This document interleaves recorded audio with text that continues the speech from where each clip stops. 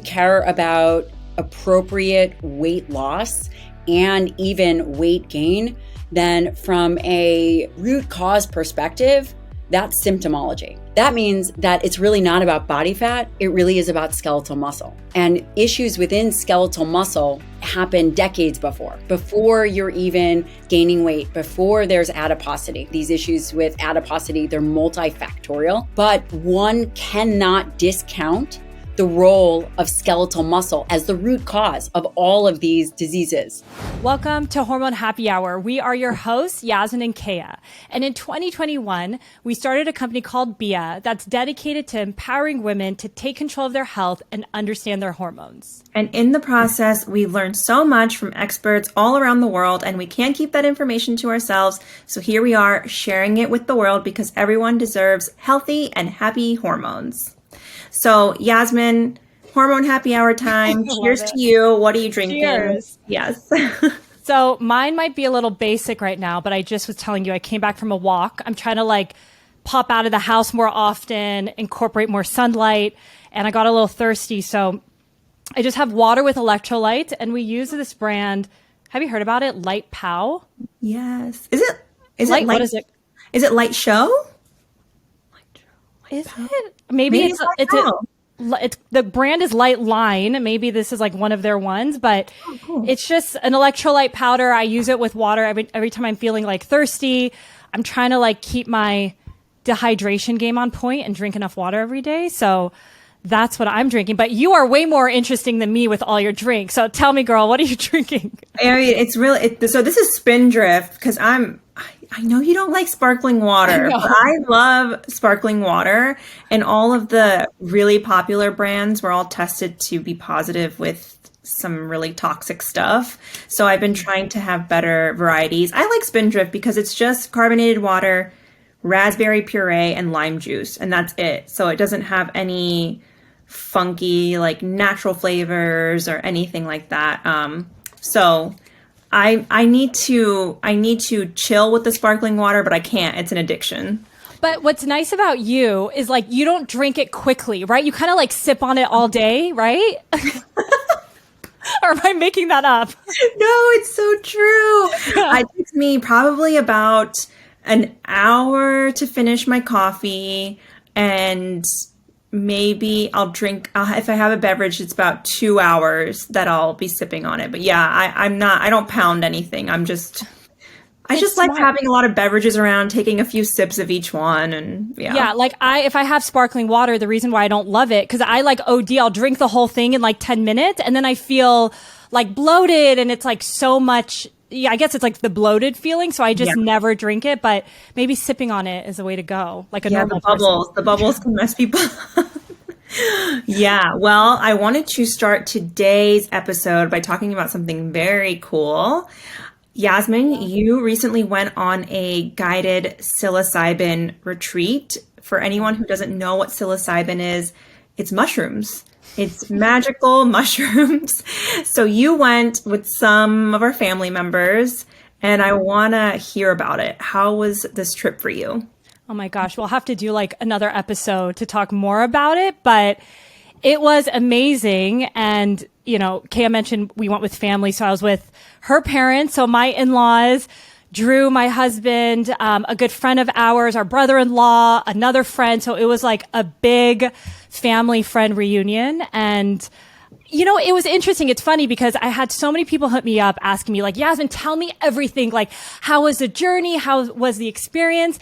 And this is my personal journey, but the most impactful aspect of this retreat. So we basically were there for about 4 days. And the first 3 days, they really encourage you to not be on technology, not have your phone around, and really meditate, do yoga, body work every day. I'm this is the life. It was amazing just to even unplug and kind of be in that mindset, because they want you to essentially be more calm and be in a lower orbit before going on the journey and taking the mushrooms. But that entire, I've never not been on my phone. I've never not been around technology, and really just having time to be present and eat great food and unplug was something that was so mind-blowing to me from my experience, because it's funny. I always think that I'm someone who I'm always on the go. I'm always thinking about ways to like calm my nervous system down. Like I've always looked at myself as like a high intensity person. My acupuncturist the other day just said, "Oh, your heartbeat has a little kick to it." Like that's like who I am. I was like, I've never heard someone say it, but so I've always looked at myself like that. But when I really was able to step away from technology and really be in the moment for 4 days, I was so calm. It was actually incredible.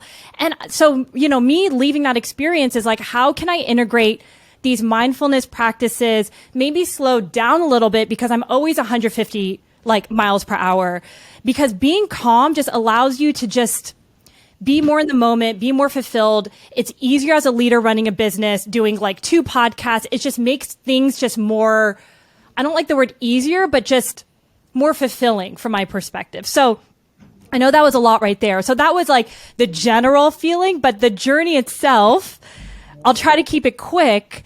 So I didn't do a high heroic dose. So a lot, people always ask, like, did you see certain images and experiences? Like mine was lower than, I guess, a quote unquote heroic dose. And, we did it in a group setting, and I learned this after the fact, but I think I really feel people's energy. I know, Kea, we talk about this a lot in general, and just being on mushrooms just made me realize like, wow, I am feeling every single person's energy in this room. And so the experience was more so of tapping into other people versus like my own journey of seeing something specific or going through some type of emotional, response that I might have had. It was more so tapping into other people. And, I've never done drugs before. Like, honestly, maybe I've smoked weed a handful of times. It just never was my thing.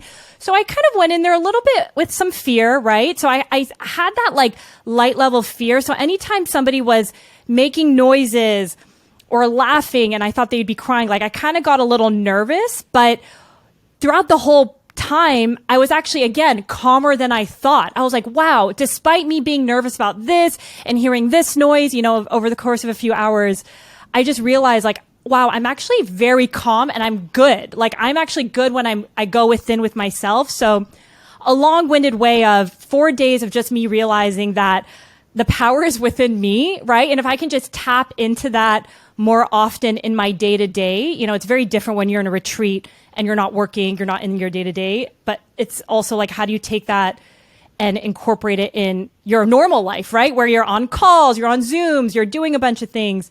So it's just got me thinking a lot about how do I drop into that more often and how do I integrate that life in my busier normal day? How did you feel coming back from the experience?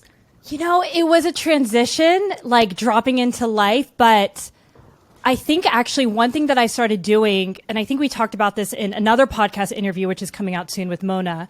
I've been carving out my mornings. So I've always thought I needed to wake up early, to start working early, working out early. Like for some reason, that's always been ingrained in my head. And I think having slower mornings, and I'm now meditating, I'm not rushing into the day. It sounds so simple, but it's actually setting the tone and priming me for my day where I'm more of a happier person.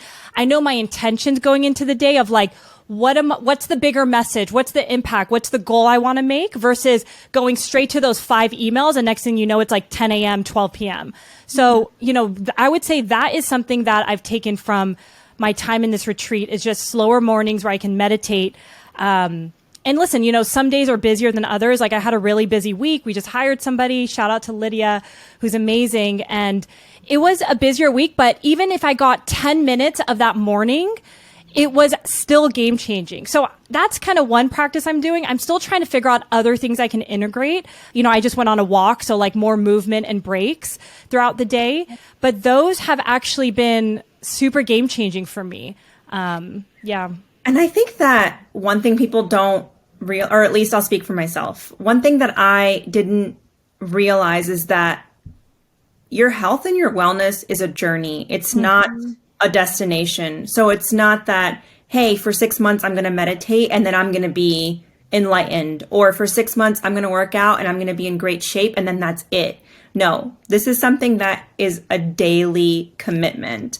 So making time for the rest of your life. And I think when you have that perspective of, hey, I'm in this forever versus I'm in this until I get to a certain point, it can really change the game. At least for me, it really changed the game. And I think in today's episode, especially when it comes to working out, we have someone who will motivate anyone to get off their butt and really commit. And she is walking the talk. She is strength training. She is doing all the things every single day. And it's a good reminder, I think, for me that if something's important to you, you have to make time for it forever. And that's the only way that it's going to be a part of your life.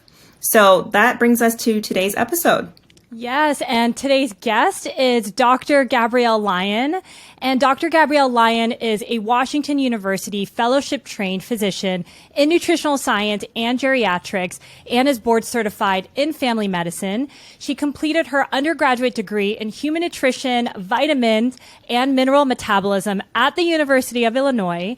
And she's also the founder of the Institute of Muscle-Centric Medicine and has a private practice that services leaders, innovators, and mavericks, special operations military. I actually did not know that. That's amazing.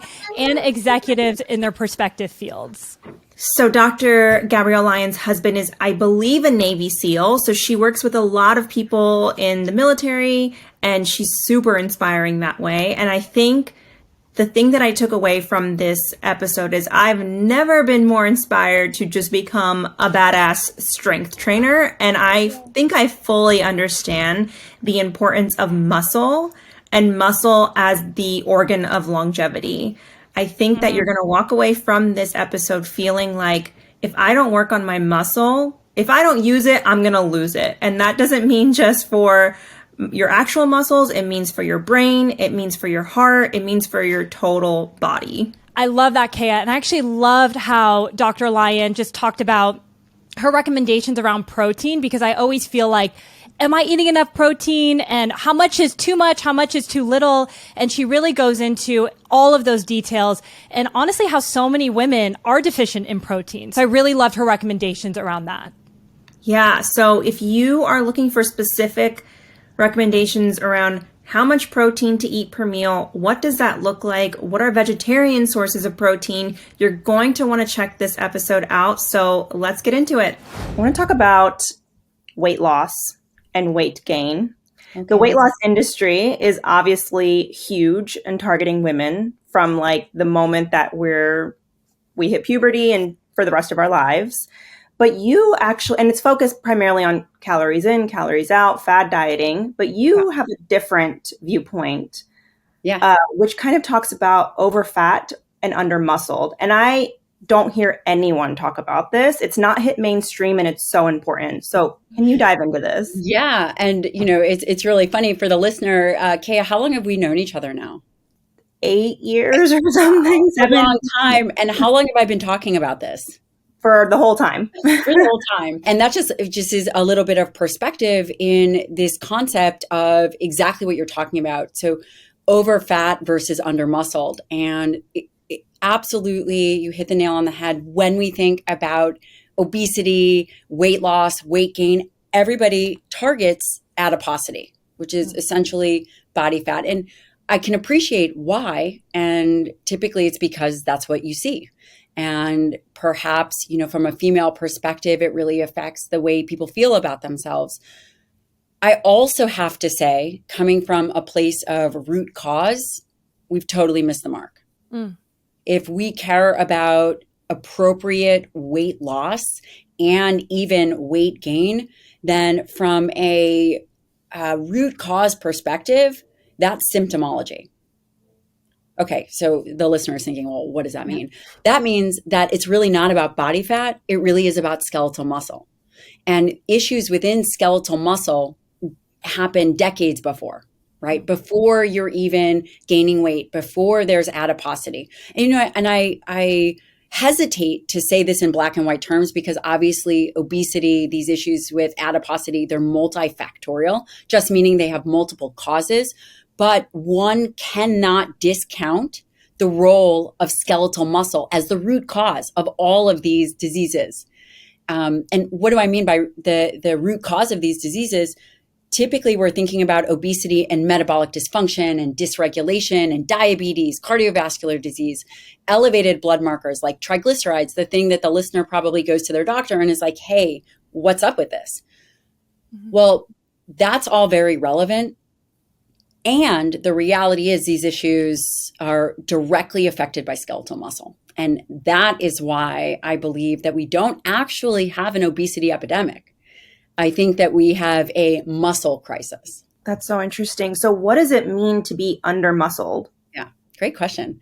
The concept of being under-muscled, typically if we take a step back and look at the literature, the way in which we look at muscle is really as it relates to sarcopenia. And I'm a trained geriatrician by trade, so I did my fellowship at WashU in geriatrics.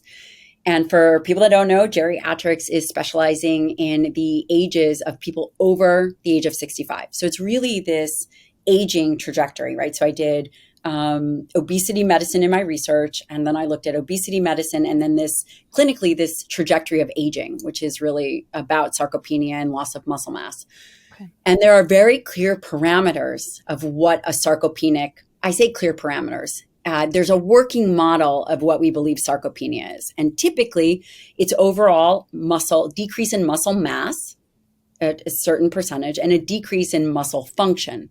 Mm-hmm. And I say it as if these things are very easily tested. The interesting part is the muscle function part is easily tested. So I can tell you how fast it's going to take, you guys to walk a certain amount of meters, or how many times you can sit to stand, or how good your grip strength is, which is a whole nother topic in and of itself. But what I can't tell you is, number one, what is the quality of your muscle? How much muscle do you actually have? Mm-hmm. These are not standardized things that we test for. So your question is, how do we know if we're under-muscled? I would say, aside from bodybuilders, every single person can use more healthy muscle. And the way in which you're going to track it is that when you are getting a DEXA scan for bones, which, people think a lot about bone density, one should always be getting a body composition DEXA as well. Okay. I know that this is kind of a little bit of in the weeds, but the big takeaway here is understanding what is your amount of skeletal muscle mass, which is difficult to assess because typically they look at lean muscle mass or lean mass, and what is your percent body fat. And the big takeaway is everybody can benefit from more healthy muscle. So if you're talking about our audience is primarily, I would say, women between the age of 25 to about 55. Yeah. Mostly a lot of women in their reproductive years. Perfect. So talking to that group of people, would you say, because I'm looking around myself, my friends, we're pretty much all under-muscled. Everybody. Yes. Yes. And then, the other thing that you think about when you think about that age group is you think about fertility.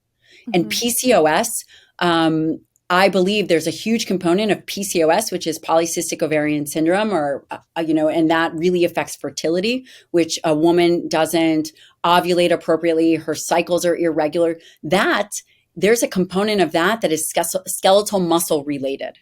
In skeletal muscle, insulin resistance plays a role.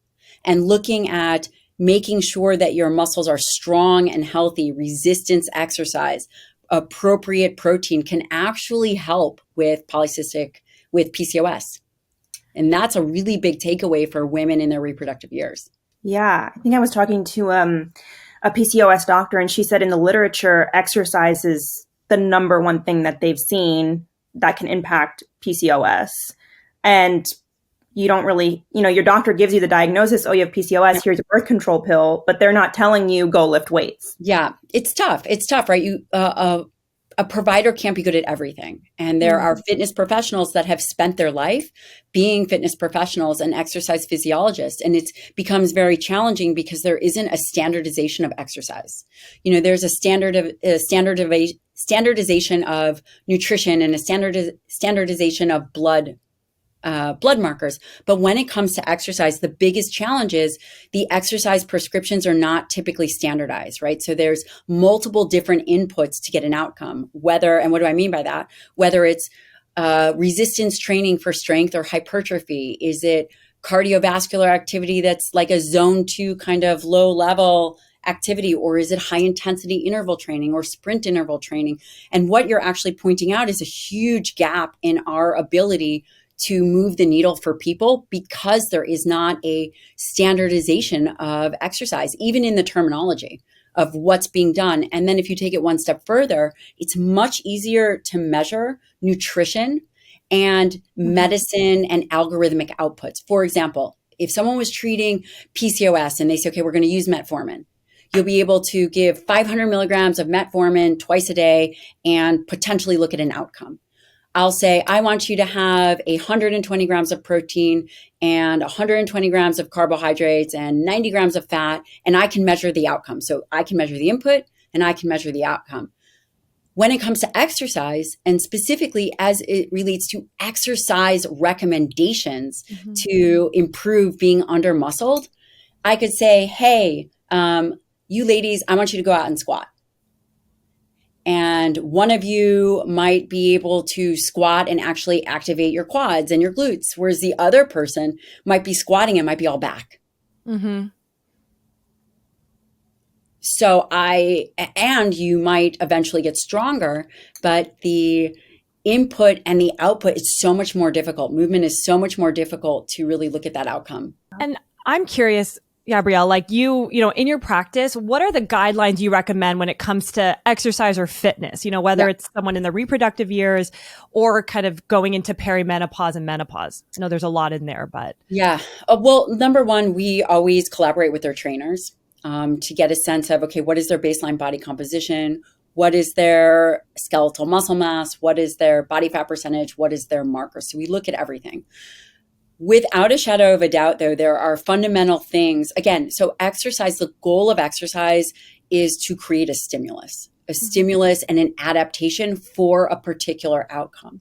The particular outcomes I'm looking for in my practice is strength and improvement. So strength, I want to see them improve in whatever the markers are that we pick. So for example, if it's push-ups, if it's pull-ups, if it's a dead hang, if it's a squat, bench press, deadlift, I actually want to see improvement in whichever particular marker. So strength improvement is very important. The next thing that I always recommend is, and this is really twofold, is some kind of initially a high intensity interval training. And that has a lot of different connotations, right? High intensity, when people think about high intensity interval training, you know, oftentimes people think of Orange Theory or, you know, kind of going at not a maximal effort, but perhaps a sub-maximal effort for a period of time. I think adding in some kind of high intensity interval, which is, you know, it could be 85% of your capacity, once a week is really, really valuable. And the goal is to actually be able to get enough of an engine and capacity to do a sprint interval workout, which, by the way, I've been negotiating with myself all day about how I can get out of doing a sprint interval workout. So what is that? Yeah, when I say the sprint interval workout is a all out max effort. And it might take you 4 minutes total, right? Because you have to, you know, you're talking about perhaps, and there's multiple different ways to do it, but 10 seconds at your absolute high threshold. And it's terrible, horrible. You never want to do it. It's never fun. And it takes a lot of mental strength, which is why I recommend it. And it doesn't have to be done every week. It could be done every 2 weeks. But I think that it's really important to build that mental resiliency muscle to do that.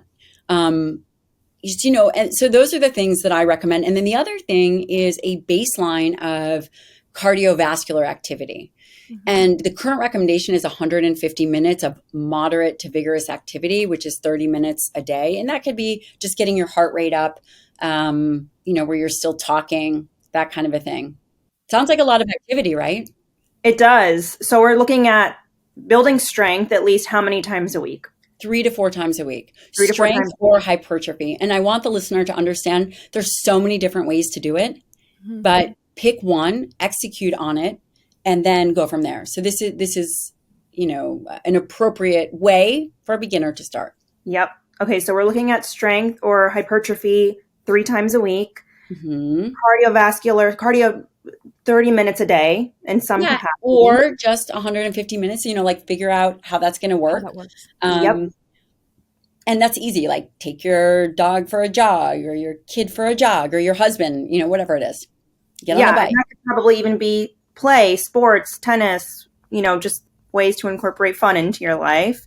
And then HIIT training once a week. Yeah. And you can do HIIT training more, but like start there. Yeah. So I want to go back to what you were talking about with PCOS and how there's a component of skeletal muscle involved. What is the connection? I want to dive deeper into it between skeletal muscle, insulin resistance, and metabolic health. Yeah, this is very important. And some of the earliest work on this was done by a guy named Gerald Schulman out of Yale and his wife, Kit Peterson. And they looked at insulin clamps, hyperglycemic insulin clamps, which is just one of the gold standard ways. I actually had to do those when I was in fellowship. Super not fun. But it's the gold standard way of looking at insulin and glucose partitioning, like where it's going. Is it going in skeletal muscle? Is it going in liver?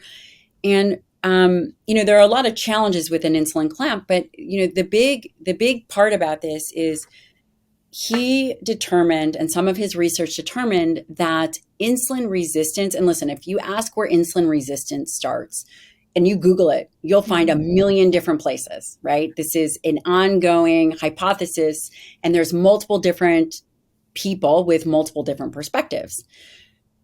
But I come from a muscle-centric view, and so this is my bias. And also, I've been in practice for quite some time. And so originally, just to qualify where this comes from, so originally this research really indicated that a healthy, young 18-year-old, sedentary, non-overweight individual, non-smoking, showed that when they were sedentary, they had insulin resistance and skeletal muscle while they were lean, before they had markers that would indicate skeletal muscle insulin resistance.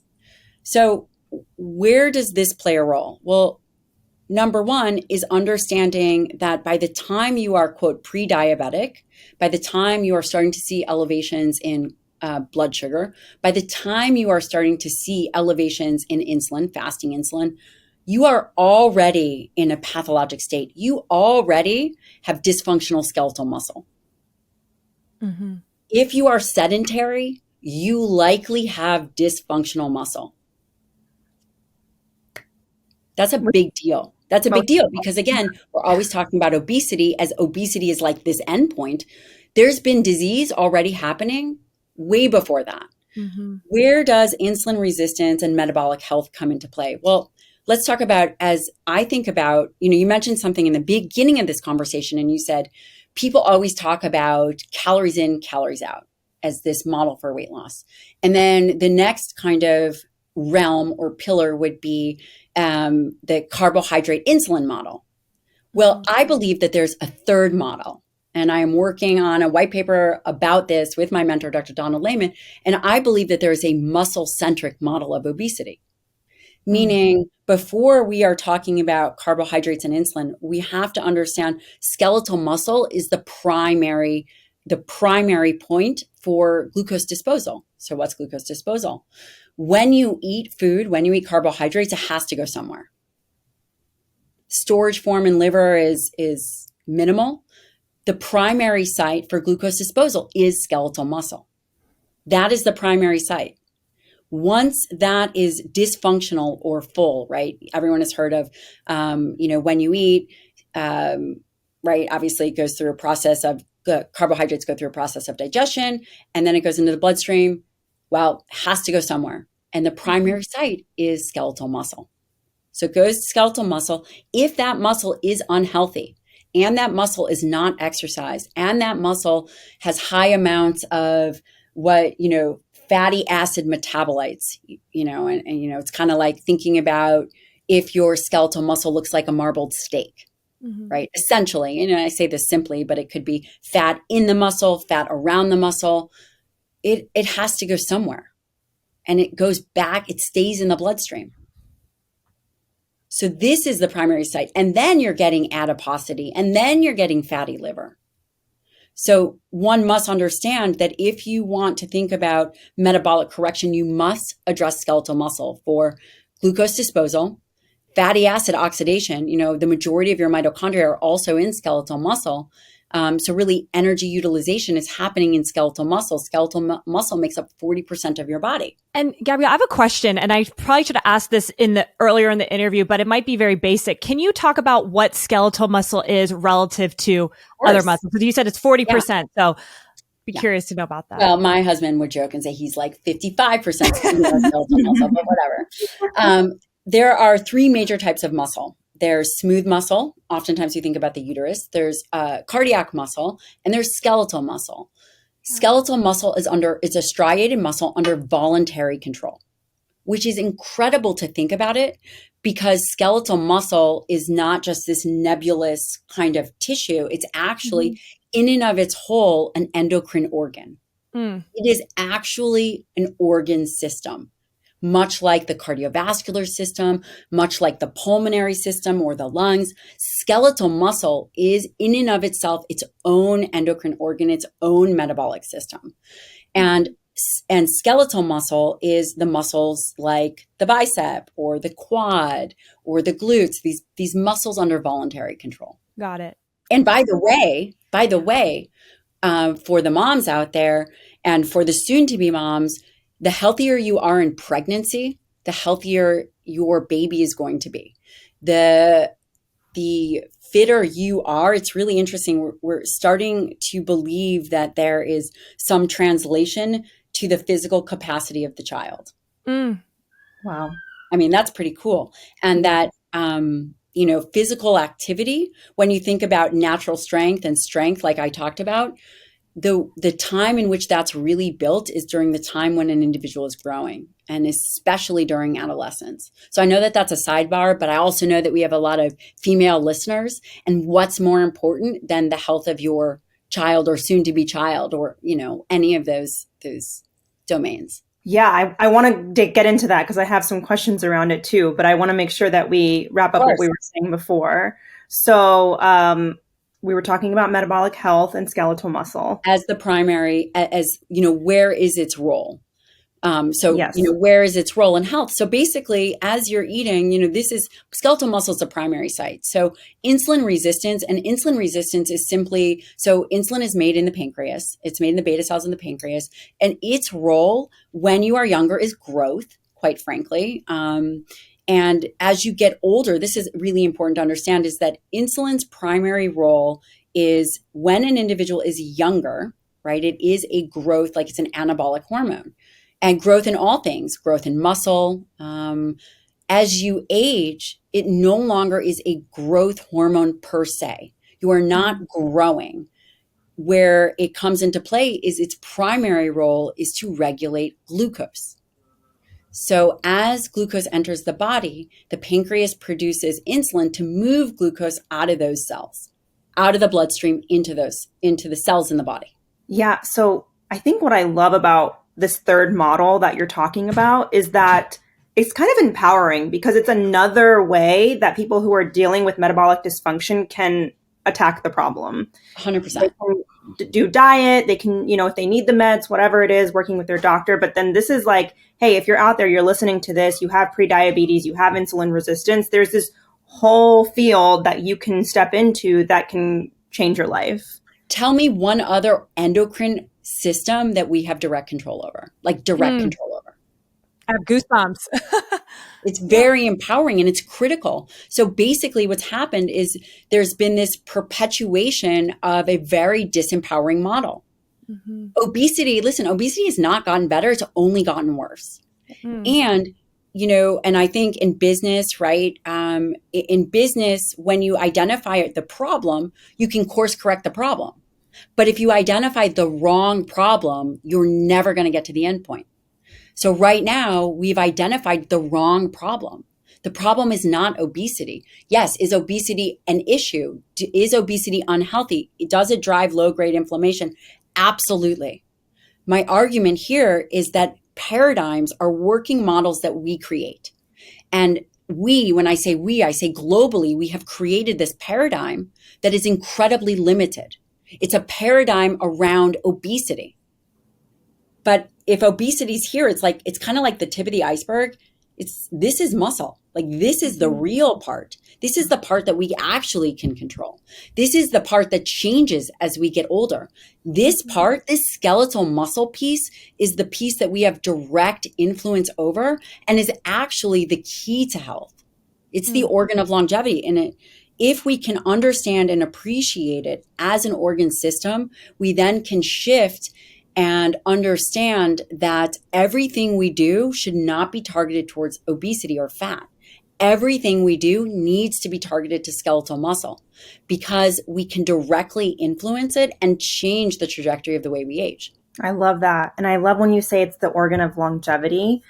I want to get into that because the diseases of aging kind of start a lot sooner than people think in their 30s, sometimes 20s. We need to be thinking about this stuff. So when it comes to things like Alzheimer's, heart disease, maybe even some cancers, things like that people start to think about as they get older, you're saying we need to focus on our skeletal muscle. What is the common denominator of all those things? Do you know where this came from?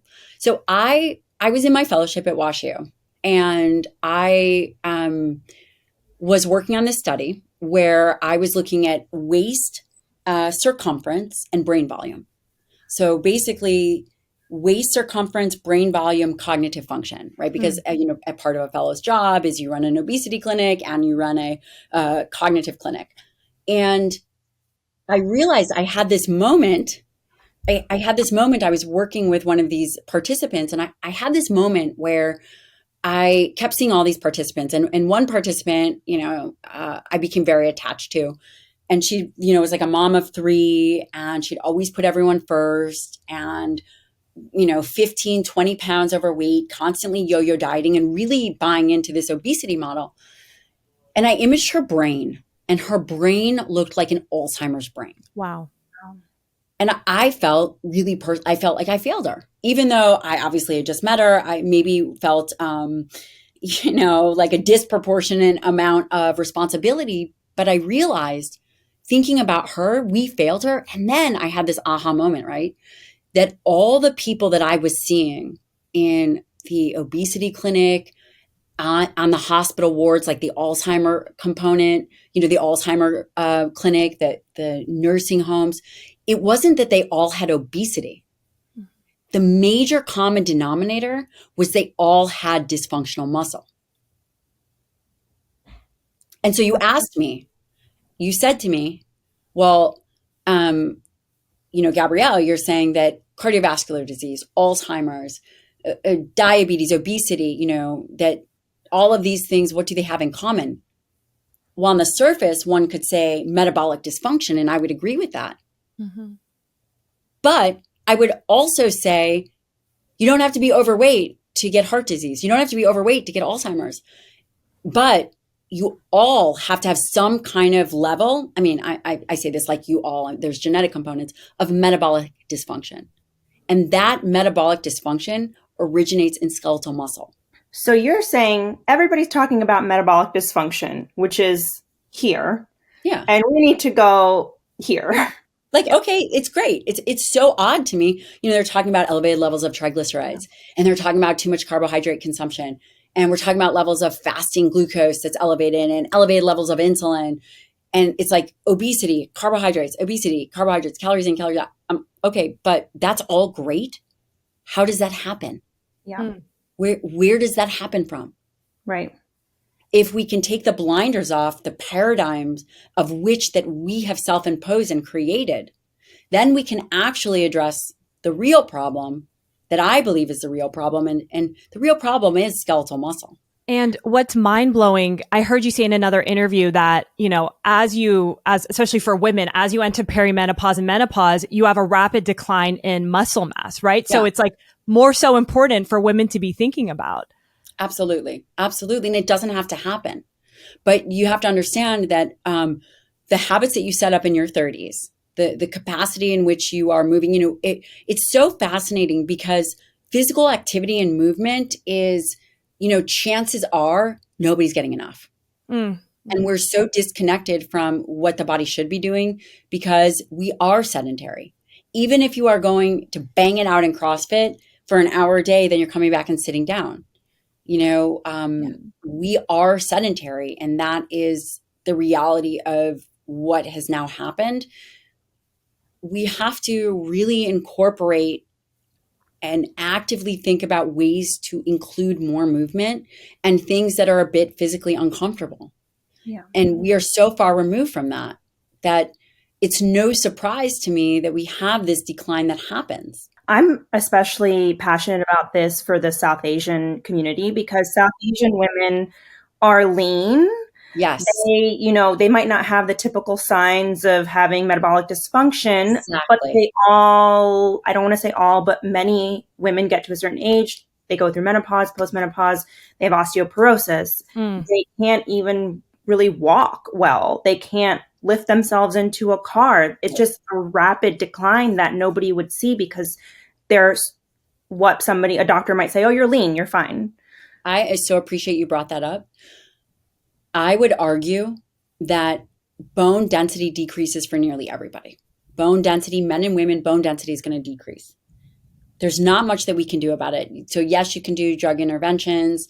Yes, you can do calcium and those kinds of things, but left to its natural course, bone will decline.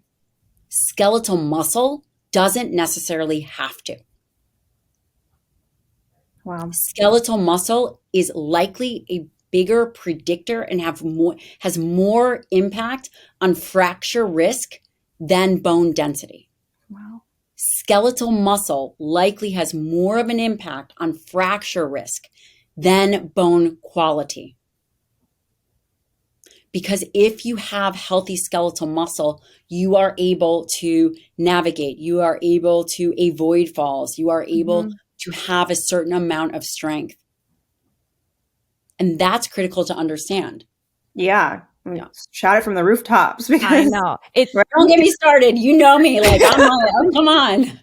Yeah, we really have to shift this conversation. Yeah. The conversation needs to be changed.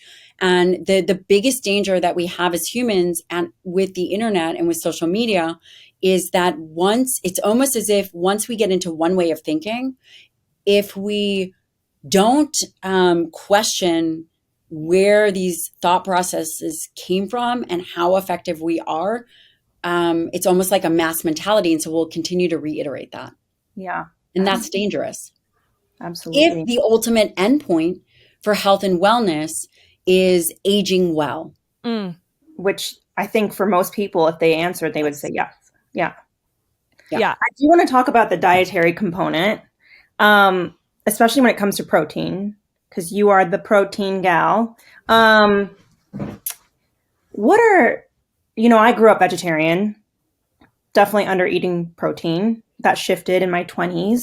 And, my life changed when I started to incorporate the right amount of protein. I don't necessarily want to say it was because of animal protein or this or that, but I was just eating more protein. I know for sure. Why is protein so important and why is it still so underrated? Yeah. It's interesting when we think about what we need to survive and what we need to thrive. We don't actually need carbohydrates. I don't want to talk about protein in and of itself alone. I want to kind of give you a perspective. Carbohydrates, our bodies can generate what we need. That doesn't mean that there's not benefit to eating it. There's phytonutrients and fiber. There's all these things. But when it just comes down to glucose, our bodies can generate it. When it comes down to fat, our bodies actually make palmitate, which is a saturated fatty acid. Our bodies actually make it, and it can make it from nutrients that we eat. It can make it from carbohydrates. There is an essential fatty acid need that we have to get from the diet, very small essential fatty acids. When it comes to protein, however, protein is an essential macronutrient, meaning there are amino acids that we absolutely cannot make, the majority of the population. I say this very hesitantly because there might be 2% of the population that has some special microbiome that can generate some amino acid. But the reality is there are essential amino acids that every human needs to survive. We have to get that from the diet. Putting that in perspective, I've told you that we can generate carbohydrates, that for the most part, we can generate fatty acids, but we do need some very small amount of essential fatty acids. But dietary protein, we must eat. And why do we need protein? Well, it's not protein, universal, right? It's interesting because we talk about protein as if it's like one single thing, like here's the protein. But the reality is I would need a collection of 20 different objects. Like here's all my lip gloss. Here's my thing. Here's all my 20 amino acids that make up protein. So protein is not some singular term. Dietary protein is made up of 20 different amino acids.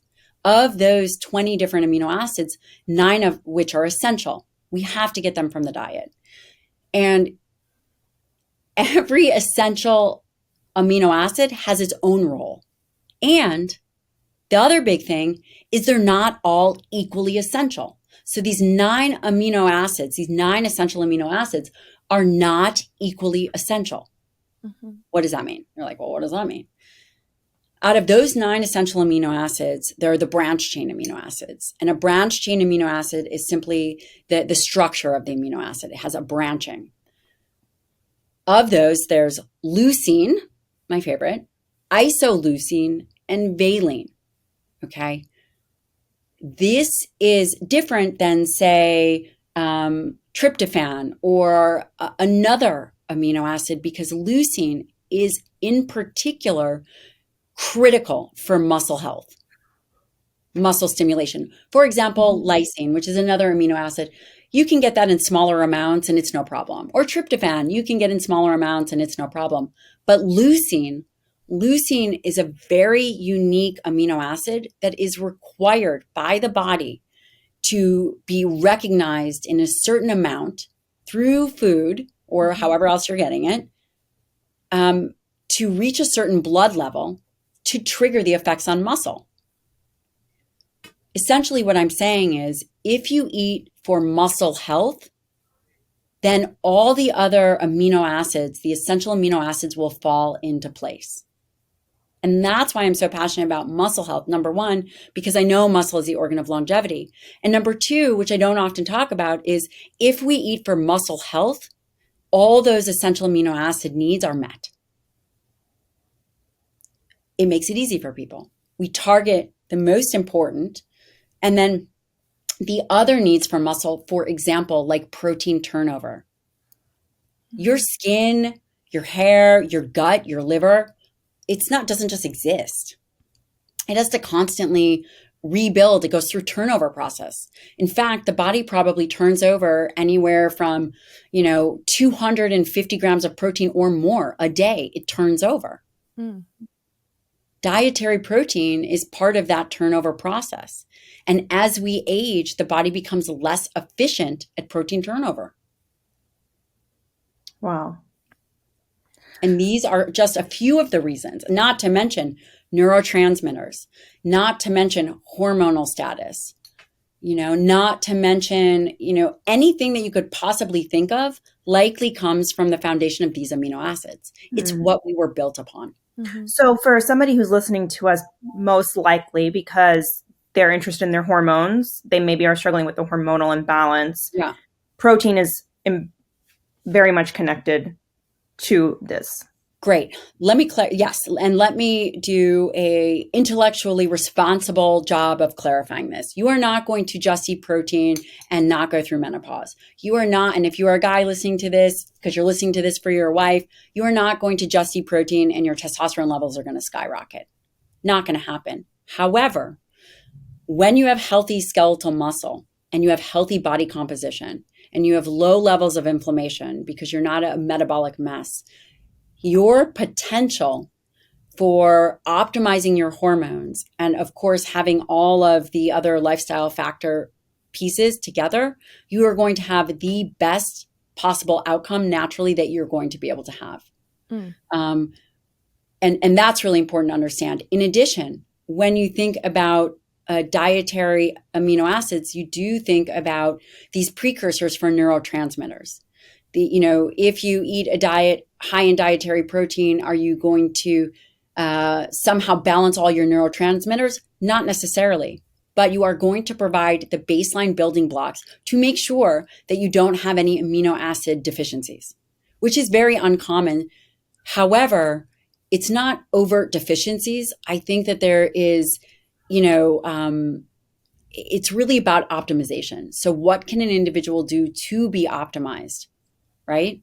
And the way in which you do that is you get the appropriate amount of amino acids for all these other things. I'll give you a specific example to put this into context. One of the amino acids, threonine, is necessary for the production of mucin. Mucin is what is in your gut lining to help with mucus production for protection. If you don't get enough dietary threonine, what's going to happen? You're probably not going to make enough mucin. If you don't get enough of arginine, which is a precursor for NO2 and vasodilation, you might have difficulties with vasodilation, and you could potentially have issues with blood pressure. Mm-hmm. And this is sometimes why when we give someone a supplement who is, say, on a low protein diet, and you give them arginine, you find that their blood pressure can get better because they've been eating a lower protein diet. These are very specific examples to put it into perspective of. I want to touch on that too, because I was reading that during pregnancy, a lot of women struggle with preeclampsia. And one of the best ways to, if you're listening to this, it's high blood pressure and all these other markers that come along. Blood pressure and yes. Elevated liver, it could be very dangerous for the mother and the baby. And one of the things they were saying is that a higher protein diet can actually help prevent preeclampsia and even treat it in some situations, which I thought was mind-blowing. And probably not a lot of doctors are telling pregnant women this. It's interesting, again, and why is it? Is that we have to understand that these molecules, while we think about protein as just this one thing, it's really 20 different amino acids. And the need of those different amino acids are variable. And that is one of the reasons why I believe so strongly in high quality protein. And people think, okay, well, like high quality protein has a bad name, right? Like high and low quality. And again, these are just hard, fast biological numbers. From my perspective, it's just how much leucine is actually in this food. That's it. How much methionine is in this food, how much lysine is in this food. These are the things that we're thinking about because the specifics of these individual amino acids. And I'm curious, can you give some examples of what high quality protein is for anybody who doesn't know? Of course. So high quality proteins, I'm just going to give a definition. High quality proteins are those proteins that have the highest amount of essential amino acids. And that's how we do, because again, as I mentioned before, we really eat for the essential amino acids. And high quality proteins would include animal-based products like beef, bison, chicken, fish, eggs, whey, dairy. These are all high quality proteins. Typically, it's so funny. I think I was dreaming about this last night as I was thinking about it. It's so ridiculous, but this is the kind of things that I think about. And animals make the appropriate amino acid profile for other animals. And plants have the appropriate amino acid profile to nourish plants, like for plants. And that's what we have to really think about. So those are the high quality proteins, and lower quality proteins, again, are really based on those limiting amino acids, would be things like pea alone or quinoa alone or a plant-based proteins, simply based on the differentiation of those amino acids. So I asked you this like 6 years ago. I'm going to ask again because we do have vegetarian listeners. If you were vegetarian or vegan, how would you set up your diet to get the right amount of protein? Yeah. Well, number one, I would say, are you metabolically healthy or not? What is the carbohydrate load that you can tolerate? Because I believe that whole food diet is best. And in order to do a whole food diet while you are vegan or vegetarian is very challenging. It's not so challenging when you're younger because you can actually manage that carbohydrate load, but it does become more challenging the more mature you get because oftentimes training is hard, perhaps your hormones are declining, you don't have as much muscle. For an individual who is vegan or vegetarian and younger, I would say if they can tolerate the amino acids, then you're looking at, or the carbohydrate load, you're looking at soy, you're looking at, chickpea type products. But the consumption will probably be anywhere from 25 to 30% more dietary calories and protein. And typically, so for example, if you were going to choose soy, you'd likely want to choose a higher amount. You'd need to eat. So for example, if you were going to eat 20 grams of a whey protein, so you're going to do one whey protein scoop, you might need 45 grams of soy protein to equate to that 20 grams of whey. Can it be done? Totally. Absolutely. One is just going to have to likely increase that total amount, which is going to be important. And I would also say, so number one, increase total amount of calories from protein, 20 to 30% more. The other thing is making sure that you're eating in discrete meals. So vegan or vegetarian meal patterns, from what I've seen, there's a lot of smaller meals because people are hungrier and they're trying to maintain their blood sugar, because we know that dietary protein helps with blood sugar stabilization. Is really focusing on the first meal of the day being optimized for dietary protein, and the last meal of the day optimized for dietary protein. And that would roughly be about 50 grams, or potentially a little higher if it's only coming from plant-based sources. Now, if you don't mind doing more supplementation, the rice pea blends are great. Assuming that those branched chain amino acids and all amino acid profiles are met, and just adding in kind of supplemental essential amino acids or even branched chain within a meal, not alone. So you don't want to really do that alone. I suggest on top of a meal.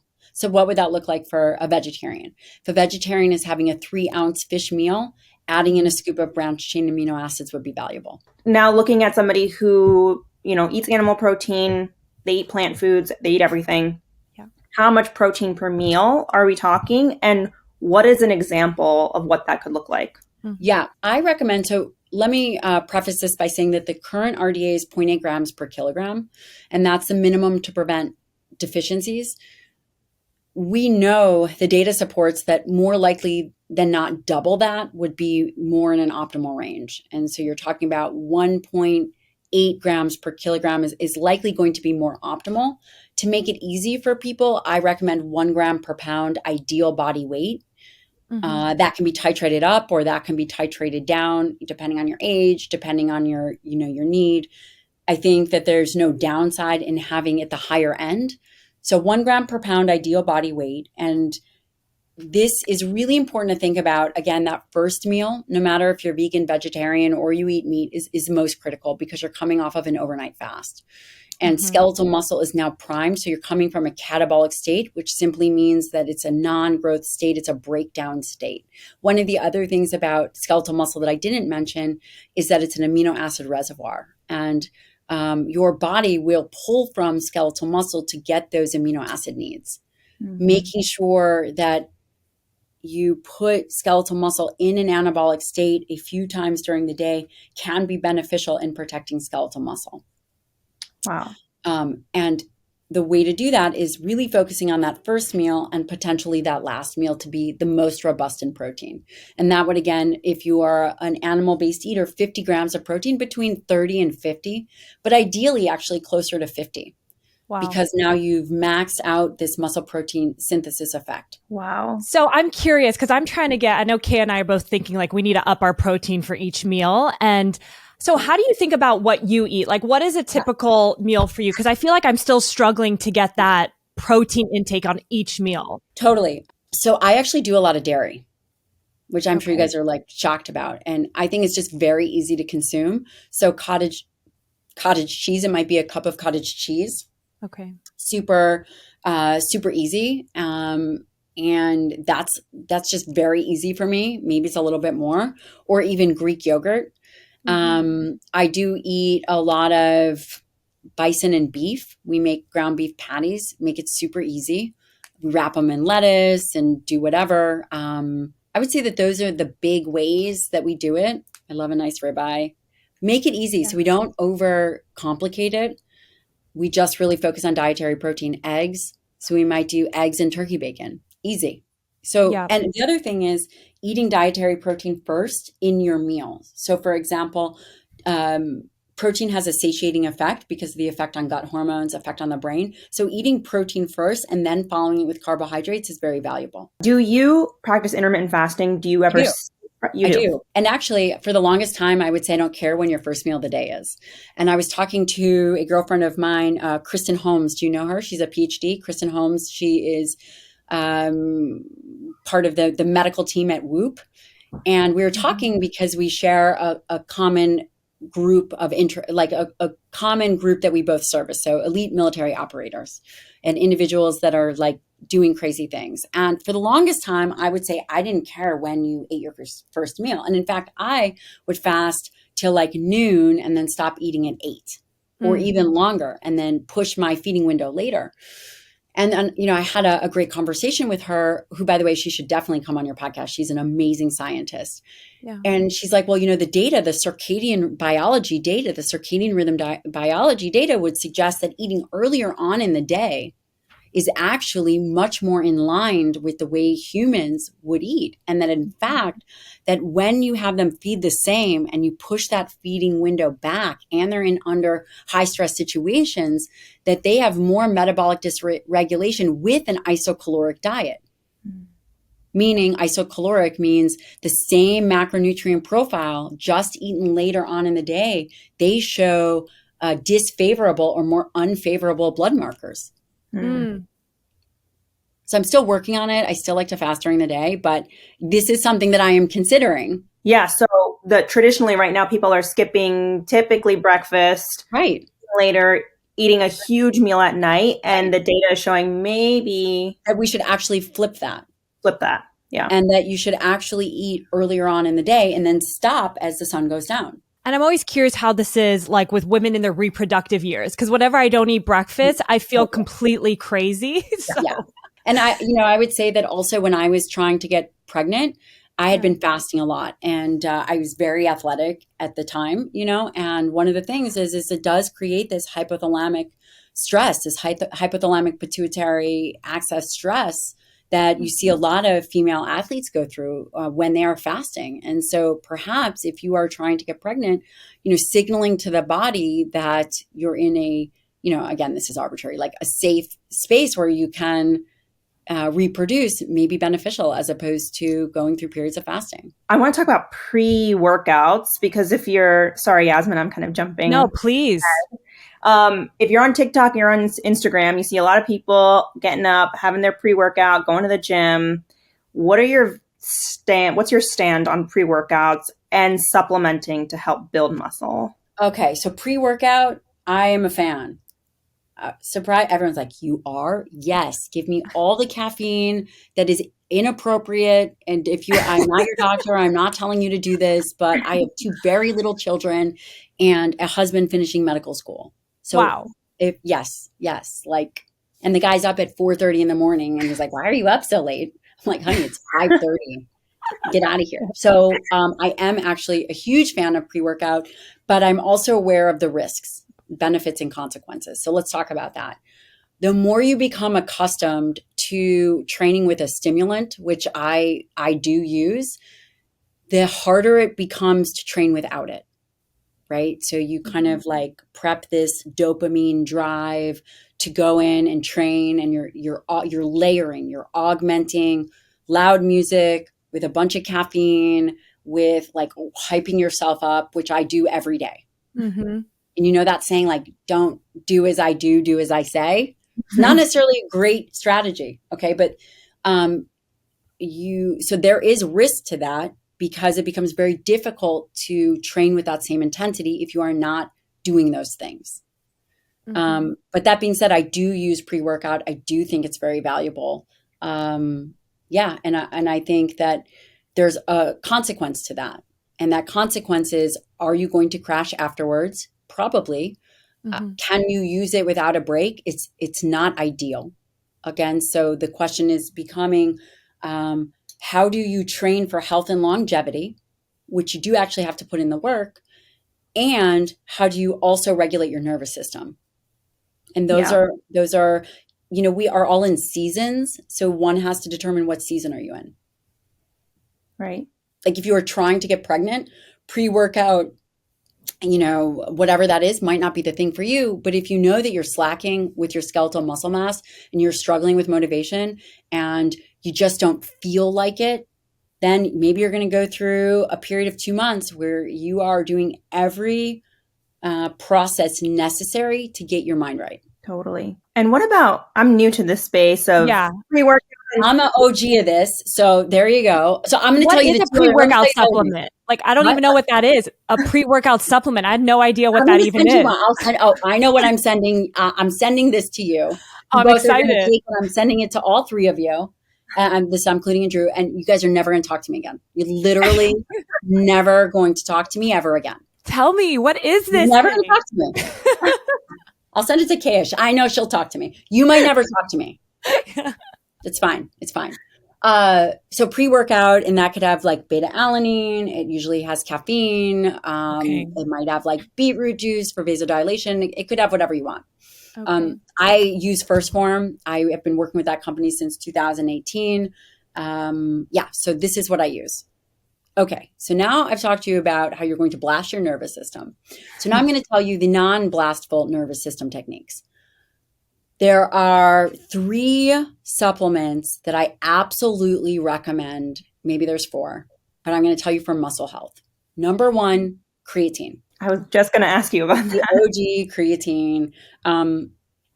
It's great, especially also if you're vegan or vegetarian, because the primary intake of creatine comes from red meat. So creatine, 5 grams a day. You don't have to load it. It works great. The other thing is I'm really big into something called urolithin A. Like I am obsessed with this. And the company that I use is MitoPure. I'm obsessed with this product. Now, what does urolithin A do? Urolithin A is a component that roughly 40% of people don't make. And it's almost a prebiotic, but what it does, it actually has good data to support its effect on mitochondria. So we're not talking about muscle mass per se, but we're talking about the efficiency of utilization and the energy of the skeletal muscle, which, we talked about strength and hypertrophy. And strength and hypertrophy, I think about leveraging creatine. But really listen, creatine is great for all of it, but and I only put it in buckets so that for understanding purposes, the urolithin A really targets mitochondria. And mitochondria decreases as you age, the ability to turn it over, the ability for density, potentially, if you're not training the way that you did, decreases. So urolithin A is phenomenal. It takes a couple months to work, but amazing. Then fish oil, especially for women. So there's some data to support, and they think it has something to do with the ribosomes and potentially the way in which the muscle turns over. But fish oil, omega-3 fish oil for women may be even more impactful than it is for men. For skeletal muscle health. Okay. And then the other thing is, and I know I said like I just had 3 and maybe I had 4, is vitamin D. There's vitamin D receptors in skeletal muscle. And are you taking creatine? Because that's like my thing that I'm about to venture into. No, I'm not taking it because I eat so much red meat right now. You eat so much red meat. Okay. But I am taking urolithin A, I am taking vitamin D, and I am taking fish oil. And I am taking pre-workout and lots of caffeine. Hey, I'm being truthful.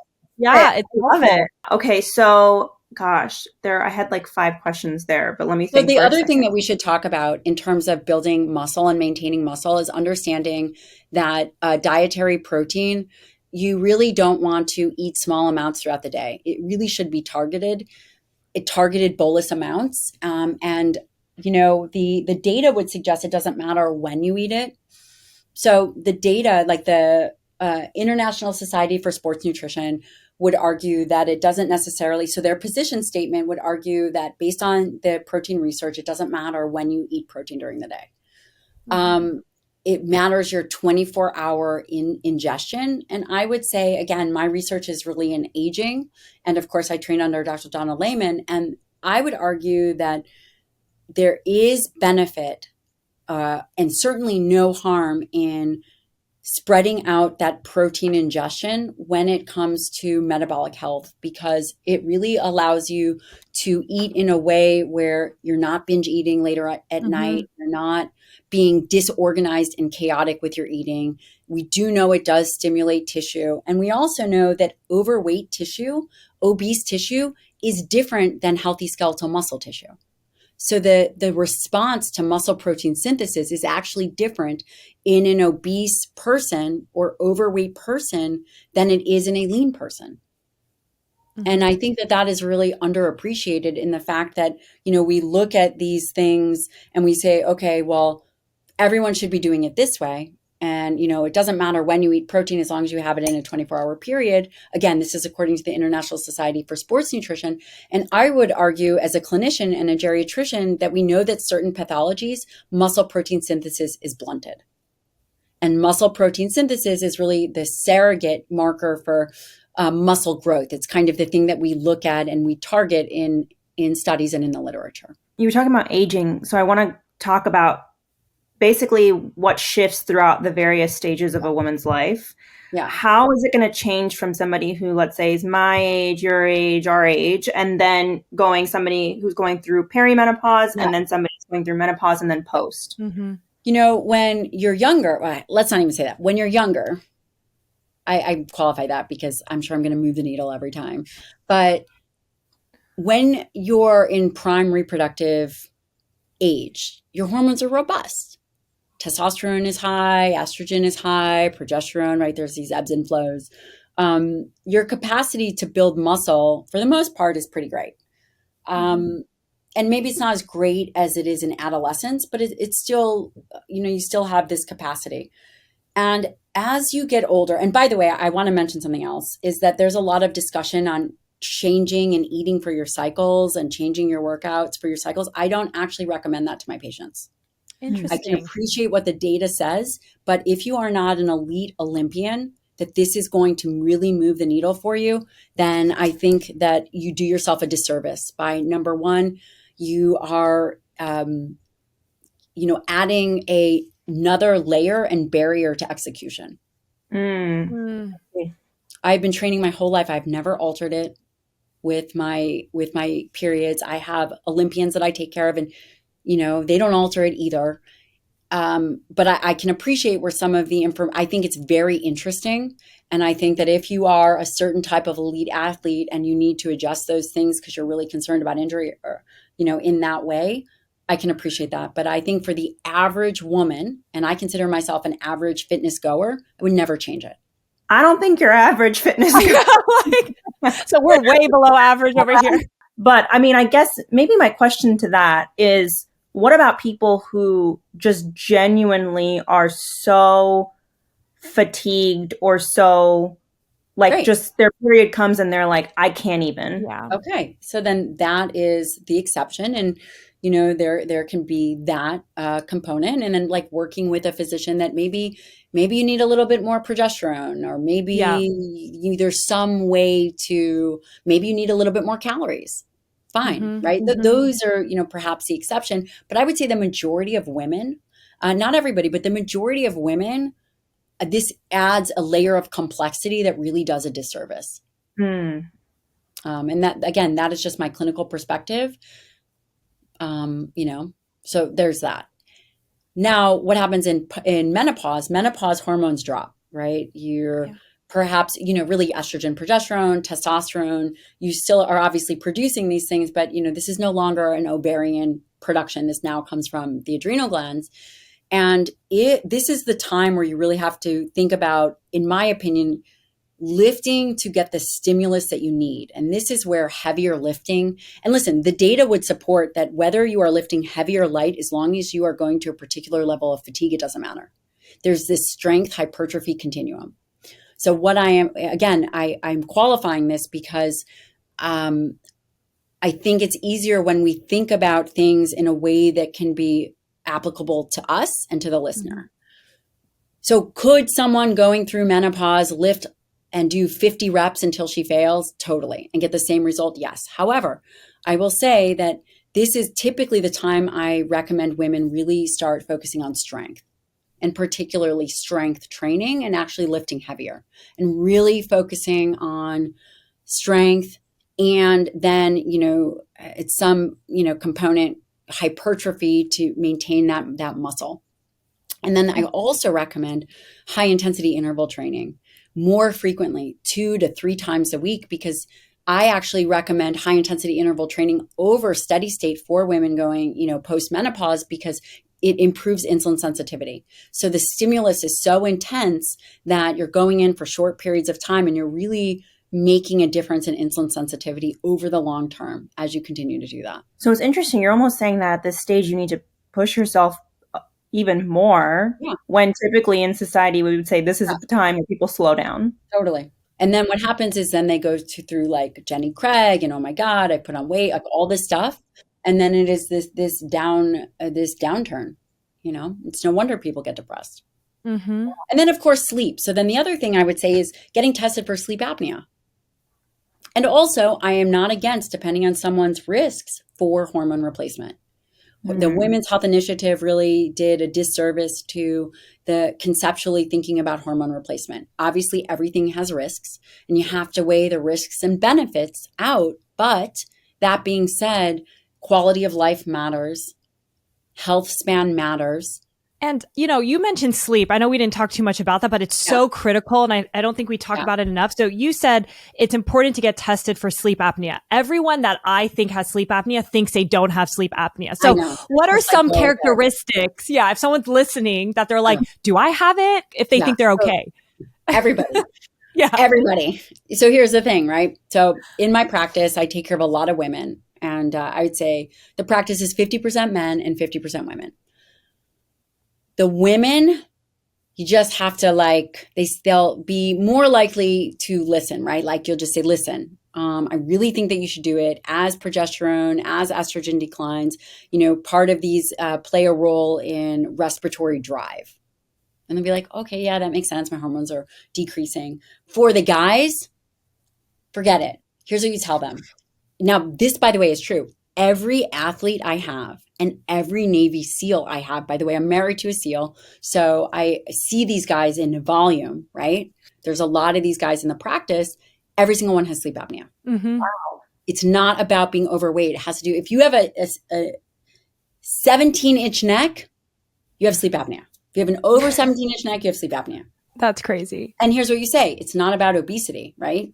Every single one of these guys, these fit guys have sleep apnea. And it's also it's not necessarily about getting older, because I think a lot of people, their resistance is, are you kidding? Oh, I have to wear a CPAP, I'm old. Like it's not that either. It can be super sexy. It's like the underwater, it's just like getting ready for takeoff. Pretend like it's a aerodynamic space room. And then then you both have it. It's ridiculous. It's hilarious. Fine.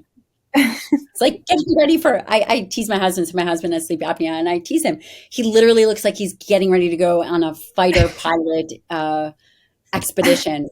He's got the mask, the earplugs, the thing. But I'm sure it's significantly improved his sleep. You cannot go through we think about Alzheimer's. So one of the things that we always screen people for was sleep apnea.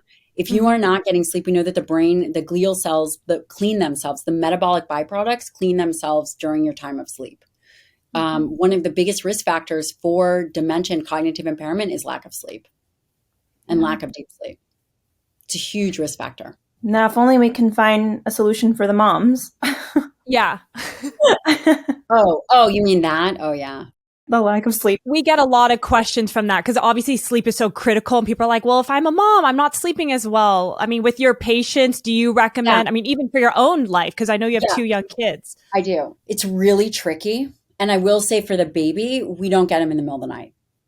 And for both babies, we never got them in the middle of the night unless they were, so if someone, or you could have to do shifts.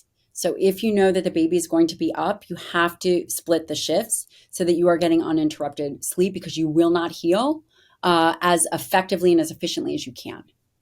And being really strict about it is the reality. And now we're kind of in a new phase. Again, everything has seasons, which is why I'm probably pounding the caffeine, is that I'm in the season where my 3-year-old likes to not sleep in her bed. There's nothing you can do. But all of the other things that we can do should be done. Yeah. Essentially. And then I'm telling you, split up the time. So for example, one of the things that we do, these are just very practical tips, is so number one, with the kids, we never get them. They go to bed, they're on a pretty strict sleep schedule. If they have to get like night feedings or whatever, you can bring in a night doula for a stretch of 4 days so that you know that when you go into your sleep deficit, so let's say you bring them in for 4 days, then you go into a sleep deficit, that these things are structured as much as possible. Then the other thing is I'll split it with my husband. So for example, I will sleep with my daughter so that he can get a couple good nights of sleep, and then we'll alternate. It's not ideal, but again, trying not to go so deep into a sleep deficit is really important in that way. Then the other thing is that can be really valuable is decreasing any kind of external stimulus. So, there's light receptors on our skin actually can affect our sleep-wake cycle. So really making sure that the room is dark and any kind of ambient light, turning it off.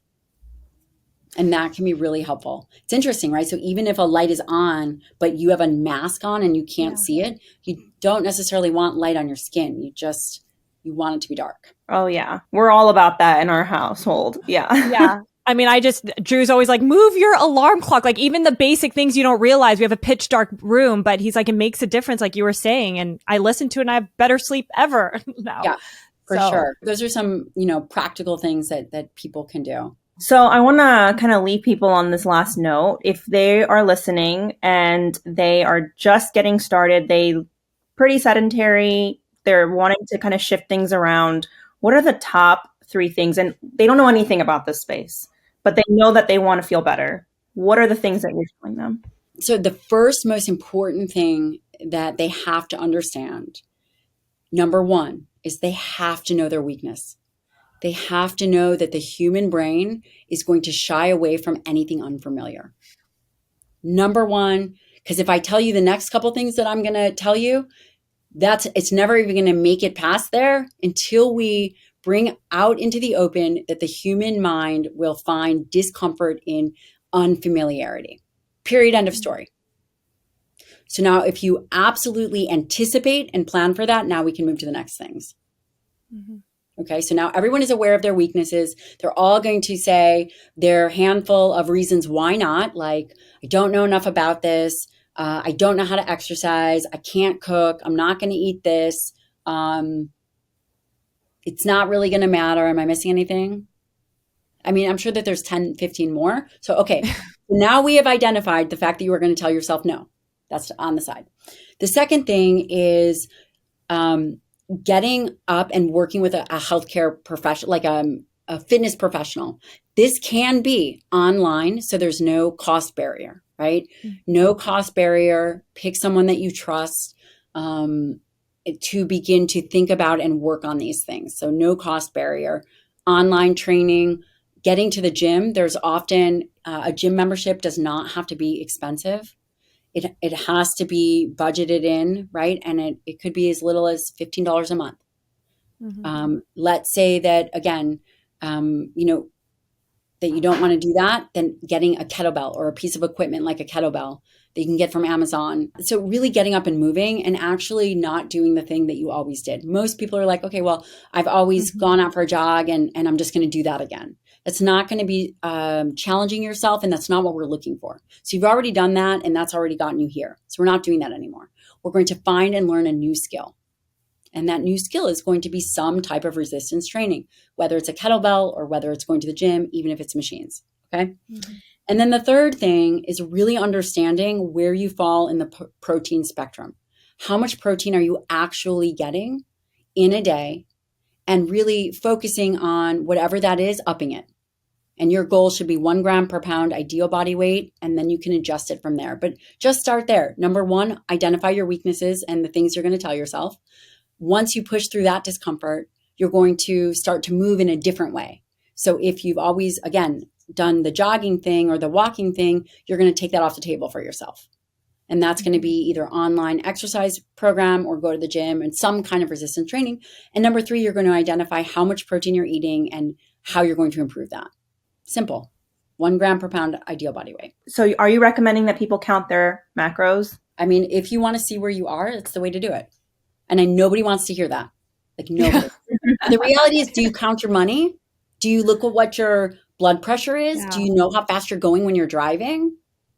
So why is it that we know all these other things, but the one metrics that we're not going to look at is what we're eating? I'm just curious. I just leave this at the table at the listener to see where is that resistance. Is it annoying? It's totally annoying. Do it for 2 weeks till you know what it is. But to say that we shouldn't count calories for some other reason doesn't make any sense. You look at the metrics, how fast you're driving. You look at what your blood pressure is. You look at all these glucose monitor number. Like you look at all these other numbers. Why would this be the one number? Wait, because it's emotional? Like why? It's just a number. So yes, I do. Well, it left me a lot to think about. You guys know that in our space, people are like, don't measure calories. So what I'm saying is definitely balancing a spectrum of what we hear in the functional medicine space. But the reality is my job is to bring evidence-based science forward with, decades of experience in this particular realm. Right. And I think that if we can, everything shifts and swings to extremes. And the goal is if we can reframe the paradigm and bring the extremes back to a middle ground, just for a sense of understanding and question why we believe certain things and why we believe certain things are hard or correct or incorrect, then we can make real change. I love that. That's awesome. Well, Gabrielle, thank you for joining us. I feel like we could talk to you for many hours on many topics, but tell us more quickly about your book. I know we briefly talked about it before we started properly recording, but would love to share that with our audience. Yes. So I also have a great podcast, by the way. And did you know that it made the entrepreneur top? What? I'm so happy. Yes. That's awesome. I'm so happy to hear that. That is amazing. I was super pumped about that. And I don't really get pumped about things because I'm, just like executing, but I put so much blood, sweat, and tears into this podcast. And I was really, really excited. So I have the Dr. Gabrielle Lyon Show, which pains me that I named it that. The only reason I named it that is so that people could find it. I had 500 other better names, but people are like, well, but no one's going to look that up. So anyway, the Dr. Gabrielle Lyon Show released every Tuesday. And that's amazing. I have a book coming out called Forever Strong. And that is coming. It goes on pre-sale in February and comes out in September. And for the people that actually do the pre-sale, there's going to be some special gifts. So there's going to be a series of webinar emails that come through, which is cool. And if people are interested in applying to be a patient, they can do that on my website, or unless you know one of these beautiful girls, then direct referral is always the way to get in. I have a free newsletter on my website they can sign up for. And of course, Instagram, YouTube, very active on all of those, Twitter, Dr. Gabrielle Lyon. Amazing. And we'll put this all in our show notes so everybody knows where to find you. But thank you so much for joining us today, Gabrielle. And hopefully we'll do something in person sometime soon. I can't wait. I'll be there. Thank you. Awesome.